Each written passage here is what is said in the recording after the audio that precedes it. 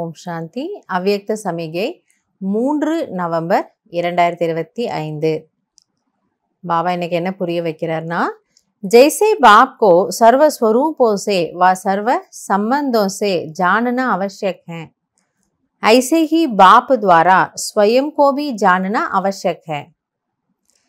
எப்படி பாபாவை அனைத்து ரூபங்களிலும் மற்றும் அனைத்து சம்பந்தங்களிலும் நீங்கள் தெரிந்து கொள்வது அவசியமோ, அவர் அப்பா டீச்சர் சத்துகுருவா எப்படி இருக்காரு, நமக்கு என்ன கொடுக்க வந்திருக்கிறாரு, இதெல்லாம் நீங்க தெரிஞ்சிட்டு இருக்கீங்க. அதே போன்று பாபா நம்மை பத்தி என்னெல்லாம் சொல்லி கொடுத்திருக்கிறாரோ அந்த ரூபங்களில் தன்னை பற்றி தெரிந்து கொள்வது மிக மிக அவசியமாகும். ஸோ நம்முடைய முதல் பாடமே என்ன, நான் அஷரீரி. ஜானனா அர்த்தாத் மானனா, நான் வெறும் ஒரு புள்ளி தான், இந்த சரீரம் இல்லை அப்படின்னு நான் உங்களுக்கு சொல்லி கொடுத்துருக்கேன், நீங்கள் அதை தெரிஞ்சுக்கிட்டீங்கன்னா அதனுடைய அர்த்தம் அதை ஏற்றுக்கொண்டு மனதார அவ்வாறே ஆகி விடுவது.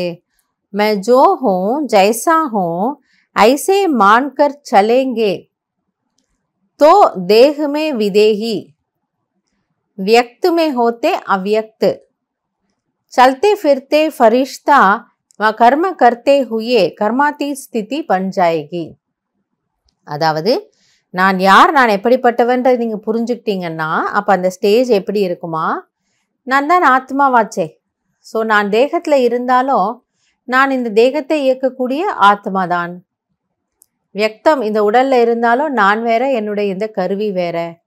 நடந்தாலும் சுற்றினாலும் அந்த ஒரு லேசான மனநிலை ஃபரிஷ்தா போல இருப்போமா, அதாவது கர்மா தீத்து நிலையை நீங்கள் அனுபவம் செய்வீர்கள். ஆக இதெல்லாம் உங்களுக்கு சாத்தியமாகும். தேகத்தில் இருந்தாலும் இதிலிருந்து விடுபட்ட ஆத்மா அப்படிங்கிறது உங்களால் பண்ண முடியும். எப்போ அப்படின்னா, பாபா என்ன நமக்கு நம்மை பற்றி புரிய வச்சிருக்கிறாரோ அதை நீங்கள் மனதார ஏற்று நடந்து கொள்ளும் பொழுது.